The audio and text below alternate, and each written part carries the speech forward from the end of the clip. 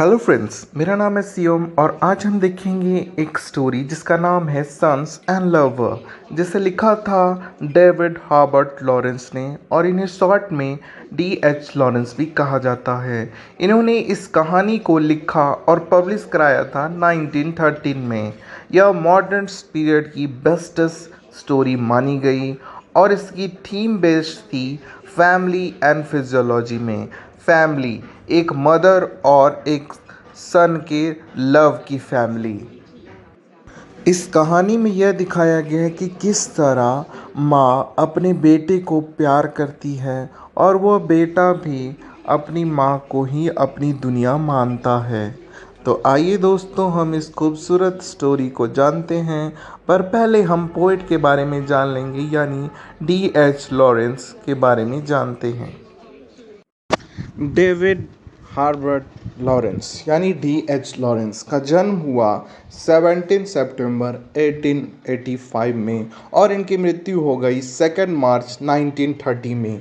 यह English writer और poem दोनों थे और इनकी फेमस वर्क को ले लिया जाए तो वो था सन्स एंड लवर्स, जिसे आज हम पढ़ेंगे, the rainbow and women in love. अगर आप चाहेंगे तो हम द रेनबो और द वुमेन इन लव भी बना देंगे। और आज हम इसी स्टोरी को पढ़ेंगे, उनकी तीसरी स्टोरी यानी सन्स एंड लवर। तो आइए पढ़ते हैं। कहानी की शुरुआत में हमें सबसे पहले मेन कैरेक्टर से मिलाया जाता है, जिसका नाम होता है जर्ट्रूड कॉपार्ड। वो एक महिला है, जैसा कि आप मेरे सामने देख रहे हैं। ये महिला वही है, जर्ट्रूड कॉपार्ड, जो कि एक सिटी में रहने वाली काफ़ी होशियार महिला होती है और ये अभी आई हैं एक पार्टी में। तो वहाँ पे पार्टी में इनकी मुलाकात होगी वॉल्टर मोरेल से। हाय मिस्टर वॉल्टर मोरेल, आप इस पार्टी में आए और आपसे मिलकर मुझे बहुत अच्छा लगा। वॉल्टर मोरेल को भी कॉपयार्ड से मिलकर बहुत अच्छा लगता है और इनकी मुलाकात इतनी बढ़ जाती है और ये फिर अपने मिलने लगते हैं और फिर कॉपयार्ड बन जाती है मिसेस मोरेल, यानी इन दोनों की शादी हो जाती है। शादी के 5-6 साल बाद मिसेस मोरेल मिस्टर मोरेल को बताती है कि मैं प्रेग्नेंट हो चुकी हूँ। मैं आपके बच्चे की माँ बनने वाली हूँ। आपके लिए खुशखबरी है, पर मैं आपको नोटिस कर रही हूँ कि आप कुछ दिन से मुझे मोहब्बत नहीं करते हैं। क्या हमारे बीच जो भी हुआ वो अट्रैक्शन था, जो आप अब मुझे लाइक नहीं करते? तुमने सही समझा, हमारे बीच में जो भी हुआ वो अट्रैक्शन ही है, क्योंकि अब मुझे एहसास हो गया है कि मैं तुमसे प्यार नहीं करता। पर मैं इस बच्चे को जन्म दूंगी और मैं इसे ज़रूर पालूंगी, और भले इसके लिए मुझे आपके पास ही क्यों ना रहना पड़े। बिना प्यार का भी मैं रह लूँगी, पर मैं अपने बच्चे को जन्म दूंगी और पालूंगी। तुम इस बच्चे को पालो, पर तुम्हें ये पता है ना कि मैं एक मामूली सा मजदूर हूँ जो कि कोयले की खान में काम करता है, और मेरा ये घर भी रेंटल है जहाँ पे अभी हम लोग बैठे हैं। तो उसका रेंट भी मुझे देना पड़ता है अपनी ही सैलरी से, और मेरी सोसाइटी से भी नहीं बनती, उसकी वजह से भी मुझे आए दिन प्रॉब्लम होता है। ऊपर से ये बच्चा, ठीक है तो मैं तुम्हें रोकूंगा नहीं, पर ये मुसीबतें आएंगी, तुम जान लो। ये आगे बढ़ती है और मिसेस मॉरल का बेटा हो जाता है और उसका नाम रखा जाता है विलियम। अब आगे देखते हैं कि क्या होता है। थोड़ा आगे बढ़ती है और विलियम अब बड़ा होने लगता है। तभी अचानक बीच में पता चलता है कि मिसेस मॉरल एक बार और प्रेग्नेंट हो गई हैं, और इस बार उनकी जो बेटी होती है उसका नाम एनी होता है। इसी बीच मिस्टर मॉरल अब घर आना बंद कर देते हैं और अपने ही दोस्तों के साथ उधर ही रहा करते थे, क्योंकि वो मिसेस मॉरल से मोहब्बत तो करते नहीं थे। तो इसलिए वो अपनी ज़िंदगी से नाखुश होकर के अपने ही दोस्तों के साथ रहा करते थे और बहुत कम ही घर आया करते थे। मिस्टर मॉरल, मैं आपको एक बात और बता देना चाहती हूँ कि मैं एक बार फिर से प्रेग्नेंट हो चुकी हूँ और मुझे ये बच्चा अब नहीं चाहिए। हमारे पहले से ही 2 बच्चे हैं, विलियम और एने, और अब मुझे वो बच्चा नहीं चाहिए, पर मैं इसे अबॉर्शन नहीं करवा पा रही हूँ। अब हमारा क्या होगा? हम पहले ही बहुत मुसीबतों से जी रहे हैं। मिस मॉरल, अब हम कर ही क्या सकते हैं? हमारे पास अगर बच्चा आ ही गया और मैं आपको अबॉर्शन नहीं करवा सकता, तो हमें ये बच्चा पैदा करना ही होगा और फिर बच्चा पैदा हो जाएगा। अब कहानी थोड़ी और आगे बढ़ती है और मिस्टर एंड मिसेस मॉरल का एक और बेटा आता है जिसका नाम वो लोग पॉल रखते हैं। तो उनके 3 बच्चे हो गए, विलियम जो एक बेटा है, पॉल एक और बेटा, और एनी एक बेटी। 3 बच्चे हैं मिस्टर एंड मिसेस मॉरल के। कहानी अब आगे बढ़ती है। अब कहानी में आगे यह दिखाया जाता है कि विलियम और पॉल दोनों भाई तो थे, पर दोनों में अलग अलग सोचने की क्षमता थी।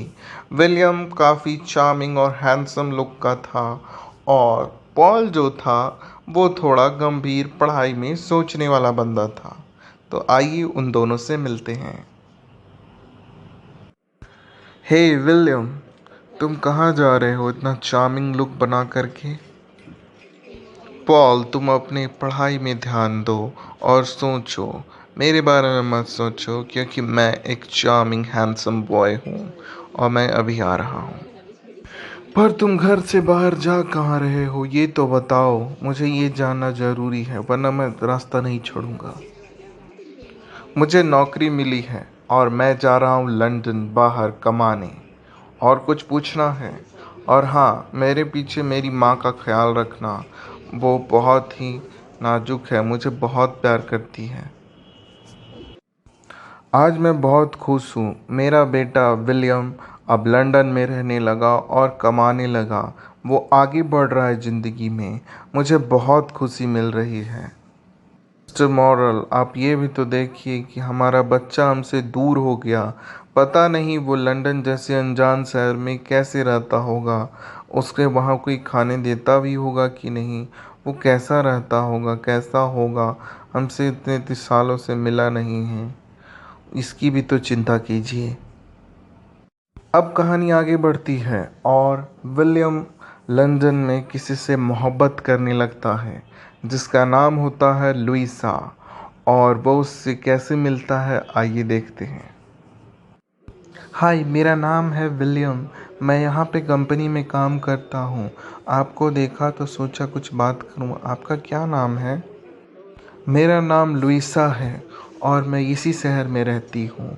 तुम और कुछ पूछना है तो पूछो। वैसे तुम बहुत हैंडसम हो, मुझे तुमसे अट्रैक्शन है। पर मैं तो आपको शुरू दिन से ही पसंद करता हूँ। क्या आप मेरी गर्लफ्रेंड बनोगी? हाँ, क्यों नहीं। पर तुम्हारे फैमिली मेम्बर्स मुझे पसंद करेंगे तब ना। मैं तो तुम्हारी फियोंसी भी बनने के लिए तैयार हूँ। अब कहानी आगे बढ़ती है और विलियम एक दिन लुइसा को लेकर के अपने घर वापस आता है। पर ये क्या, विलियम की माँ यानी मिसेस मॉर्टेल को वो लड़की बिल्कुल पसंद नहीं आती, क्योंकि वो उसके बेटे से हमेशा झगड़ती रहती। और विलियम भी लुइसा से प्यार करना बंद कर दिया था।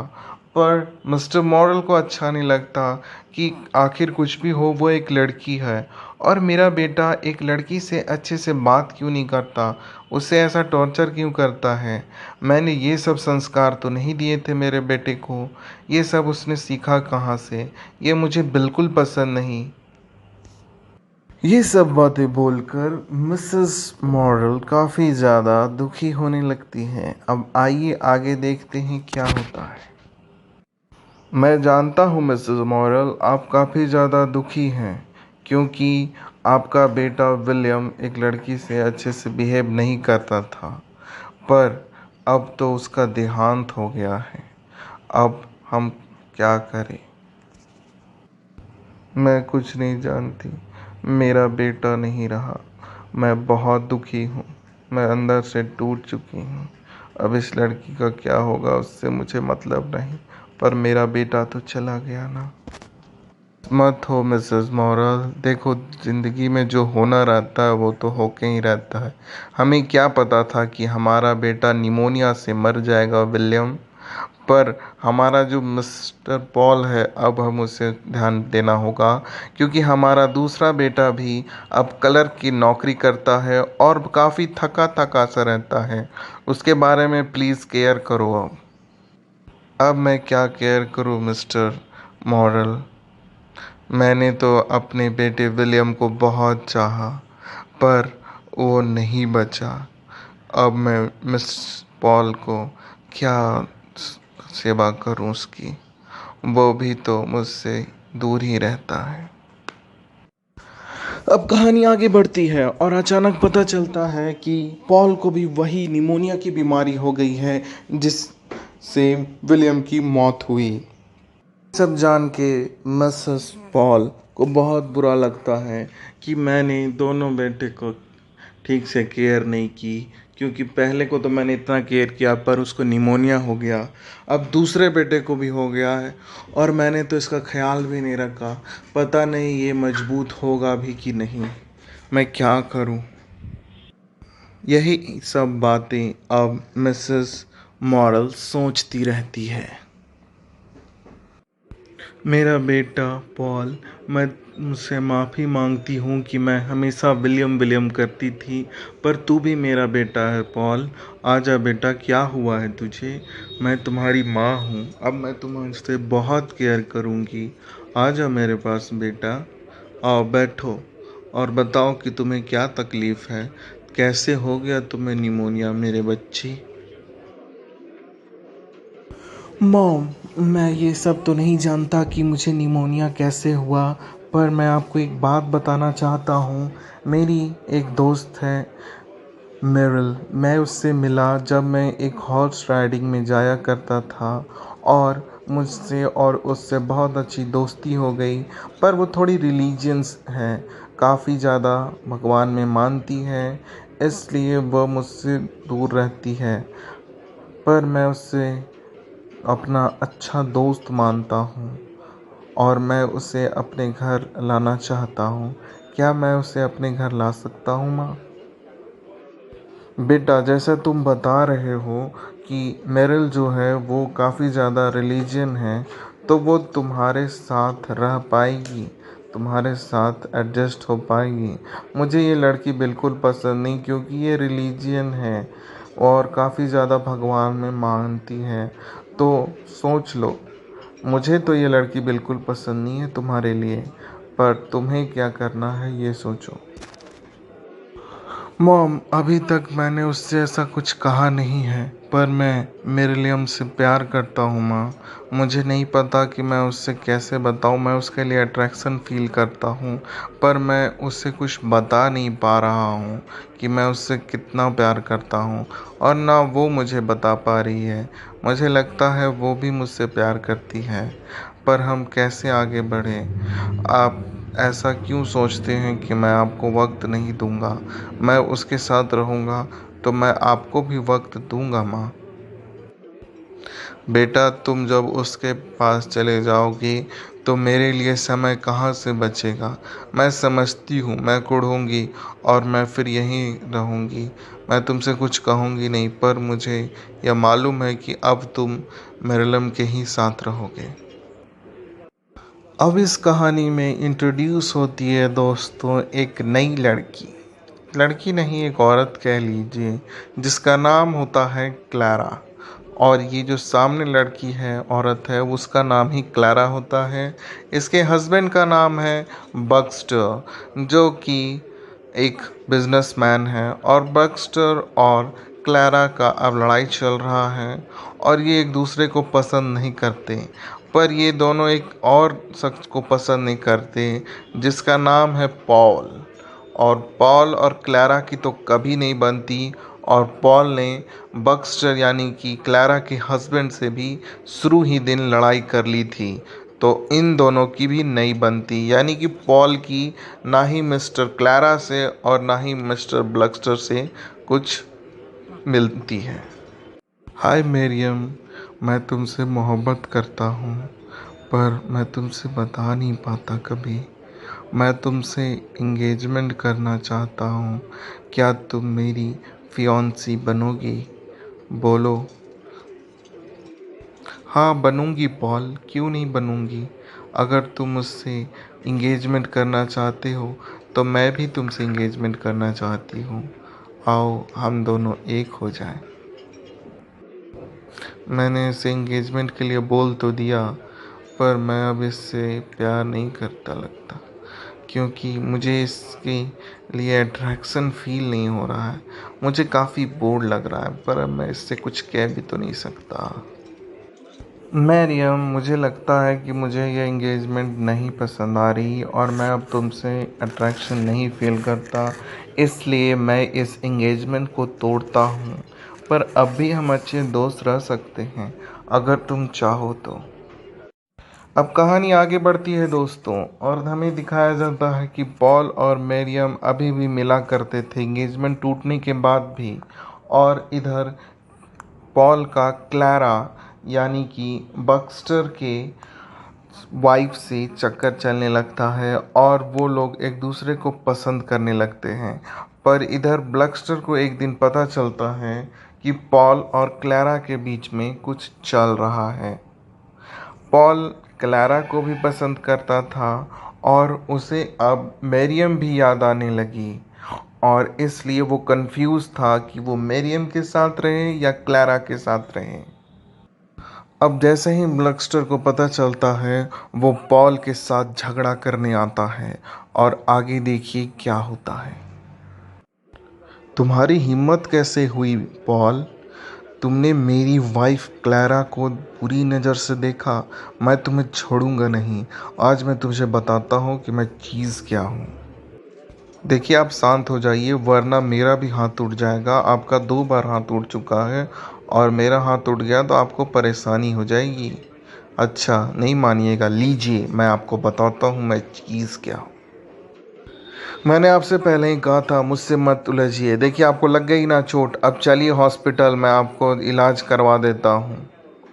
मैं नहीं चाहता कि आपको मेरी वजह से कुछ हो जाए, समझे मिस्टर ब्लक्स्टर। चलिए अब हॉस्पिटल। तुम तो बहुत अच्छे लड़के हो, मैंने खामखा तुम पर गुस्सा किया। थैंक यू मेरी मदद करने के लिए, मुझे हॉस्पिटल लाने के लिए और मेरा इलाज करवा देने के लिए। आज से हम और तुम एक दोस्त हैं, ठीक है। इन दोनों के बीच यानी कि मिस्टर पॉल और ब्लक्स्टर के बीच में अभी दोस्ती हुई ही थी कि दोस्तों, अचानक पॉल को खबर आती है कि उनकी माँ जो मिसेस मॉरल है, वो अब काफ़ी ज़्यादा बूढ़ी हो चुकी है और उनकी हड्डियों में अब जान नहीं बचा। और तो और उन्हें कैंसर भी हो चुका है, और अब वो कुछ ही पलों की मेहमान बची हैं। तो इस वजह से पॉल काफ़ी डर जाता है और अपनी माँ के पास पहुंचता है, और अब वो सब कुछ छोड़ कर के यह चाहता है कि वो अपनी माँ मिसेस मॉरल का ध्यान रखे। मॉम, आप ठीक तो हो ना? आप काफ़ी ज़्यादा कमज़ोर लग रही हो। प्लीज़ मुझे बताओ, मैं सब कुछ छोड़ दूँगा। ना मैं मीरम के पास जाऊँगा, ना मैं क्लारा के पास जाऊँगा। मुझे उन दोनों में अब कोई इंटरेस्ट नहीं है। बस मैं अपनी माँ के साथ रहना चाहता हूँ। प्लीज़ माँ बताओ, तुम्हारी तबीयत कैसी है? तुम ठीक तो हो ना माँ? हाँ बेटा, अब मुझे थोड़ा अच्छा लग रहा है, पर मेरा पूरा शरीर टूट रहा है। मैं अब कुछ ही पलों की मेहमान हूँ, और मैं चाहती हूँ कि तुम मेरे आखिरी समय में मेरे साथ रहो मेरे बच्चे। पता नहीं मैं अब बचूंगी कि नहीं बचूंगी। मेरे पूरे शरीर में दर्द महसूस हो रहा है। मैं ये दर्द नहीं बर्दाश्त कर पा रही हूँ। तो मुझे प्लीज़ पॉइज़न देकर मार दो मेरे बेटे। इतना कर दो अपनी माँ के लिए, क्योंकि मुझे पूरे शरीर में मुझे दर्द ही दर्द महसूस हो रहा है। माँ तुम ऐसा मत करो माँ, तुम कितना छटपटा रही हो। मुझसे ये दर्द तुम्हारा बर्दाश्त नहीं हो रहा है। लो पेन किलर खा लो माँ, पर प्लीज़ बच जाओ। ओ नो, ये मैंने क्या दे दिया। माँ उठो, पेन किलर खाते ही तुम सो क्यों गई? कहीं तुम्हें कुछ हो तो नहीं गया? माँ प्लीज़ उठो ना, तुम्हारी सांसें भी नहीं चल रही, मुझे बहुत डर लग रहा है। प्लीज़ उठो माँ प्लीज़। कहानी अब एक अजीब मोड़ पर आ गई है दोस्तों, क्योंकि जिससे ये कहानी स्टार्ट हुई थी यानी मिसेस मॉरल के साथ, वो अब नहीं रही और मिसेस मॉरल की अंतिम इच्छा को सैम पूरा करता है। यानी वो अपने ही भाई विलियम के बगल में मिसेस मॉरल के कब्र को दफना देता है।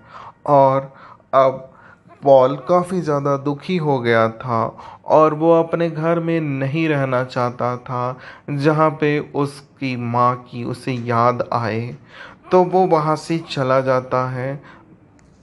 पॉल जो है वो नॉटिंघम में शिफ्ट हो जाता है और अपने घर को छोड़ देता है। अब काफ़ी समय बीत जाता है और पॉल, ब्लस्टर और क्लारा जाते हैं एक सी साइड यानी कि समुद्र के किनारे घूमने। वहाँ पे पॉल ब्लस्टर यानी कि अपने दोस्त की वापस से जो मैरिज टूट चुकी थी क्लारा से, उससे सुलह करवा देता है और ब्लस्टर और क्लारा अब एक दूसरे को फिर से चाहने लगे थे और पॉल का अब काम हो चुका था। पॉल अपनी ज़िंदगी से काफ़ी ज़्यादा हताश हो जाता है और वो सोचता है कि इसी समुद्र के किनारे क्यों ना वो सुसाइड कर ले। पर तभी एंट्री होती है मरियम की और मरियम उसे बचा लेती है और कहती है कि अब हमें शादी कर लेनी चाहिए। अब आइए देखते हैं दोस्तों आगे क्या होता है। हाय पॉल, मैं आज भी तुमसे बहुत प्यार करती हूँ। चलो हम दोनों शादी कर लेते हैं पॉल। पर मरियम, मैं अब तुमसे प्यार नहीं करता, मैं किसी से प्यार नहीं करता, मुझे नहीं जीना। मैं जा रहा हूँ अपनी माँ की यादों को संजोए हुए समुद्र के किनारे बैठकर अपने माँ के बारे में सोचूंगा और जानूंगा कि उन्होंने मेरे लिए क्या क्या नहीं किया और मैंने क्या किया, उन्हें मौत दे दी। मैं नहीं जीना चाहता हूँ। प्लीज़ तुम यहाँ से चली जाओ। मैं तुमसे प्यार नहीं करता, मैं किसी से प्यार नहीं करता। मैं सिर्फ अपनी माँ से प्यार करता था और अब वो मेरे बीच नहीं रही। मैं जा रहा हूँ। दोस्तों अब कहानी आ गई है अपने अंतिम मोड़ पर। पॉल यहाँ पे हताश है और वो समुद्र किनारे यह सोच रहा होता है कि मेरी माँ ने मेरे बारे में क्या क्या किया और मैंने उसे मार दिया।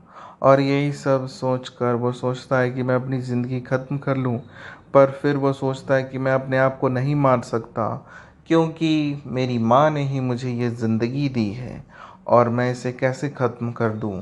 ये सब सोचकर पॉल वहाँ पे हताश बैठा है और यहीं पे यह कहानी ख़त्म होती है। इस कहानी का टाइटल पहले मिस्टर पॉल ही रखने वाला था, क्योंकि मेन कैरेक्टर मिस्टर पॉल थे, ना कि मिसेस मॉरल और ना ही विलियम। तो ये कहानी को लेकिन बाद में टाइटल मिस्टर पॉल से बदल करके सन एंड लवर्स रखा गया। आपको यह स्टोरी कैसी लगी हमें कमेंट सेक्शन में ज़रूर बताएं।